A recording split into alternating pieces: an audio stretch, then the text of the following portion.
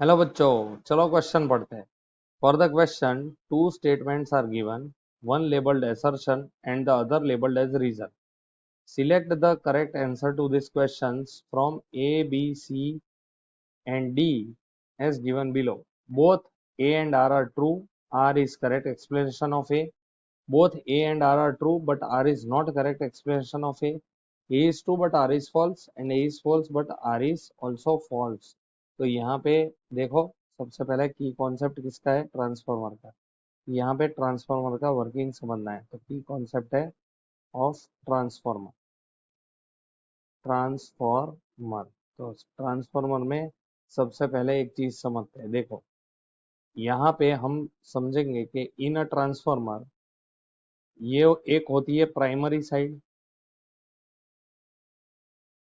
ये होती है प्राइमरी साइड। तो यहाँ पे जो वोल्टेज होता है उसे ईपी बोलेंगे, और इधर जो नंबर ऑफ टर्न्स होंगे उसको एनपी बोलेंगे।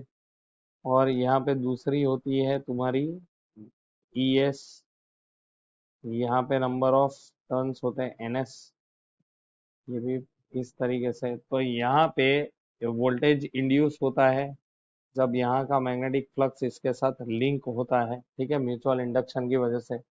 तो म्यूचुअल इंडक्शन वाला जो प्रिंसिपल है, म्यूचुअल इंडक्शन प्रिंसिपल पे काम करता है ट्रांसफार्मर। तो इट रिक्वायर्स एसी सप्लाई। तो यहाँ पे जो अपना रीजन दिया है, देखो आप रीजन क्या दिया, transformer works only on DC. नहीं, ये गलत है, ये तो फॉल्स है। ठीक है, क्योंकि म्यूचुअल इंडक्शन पे काम करता है ट्रांसफार्मर और उसको चाहिए एसी सप्लाई। तो यहाँ पे तो डीसी लिखा है, तो वो तो गलत है। चलो अब दूसरा देखते हैं, ये असर्शन सही है या गलत है, क्या है देखते हैं। तो a step up transformer can not be used as step down transformer. तो पहले चेक करते हैं। देखो, E P upon E S is equal to, यहाँ पे N P upon N S ऐसा लिख सकते हैं।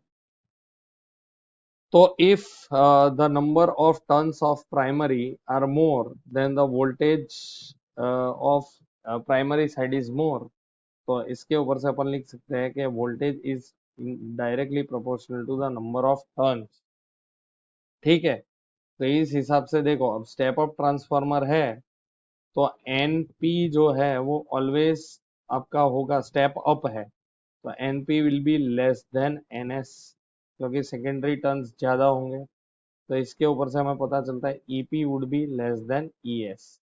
अब इसका वाइसे वर्सा करना, मतलब मेरे को क्या करना पड़ेगा, प्राइमरी टर्न्स मेरा अगर ज्यादा हो जाएगा तो वो केस में क्या आ जाएगा, वो केस में आ जाएगा कि भाई जो तुम्हारा ये जो है वो स्टेप डाउन ट्रांसफार्मर हो गया। तो इसी वजह से हम क्या बोल सकते हैं कि step up transformer can not be used as a step down transformer. तो ये तुम्हारा हो जाएगा ट्रू।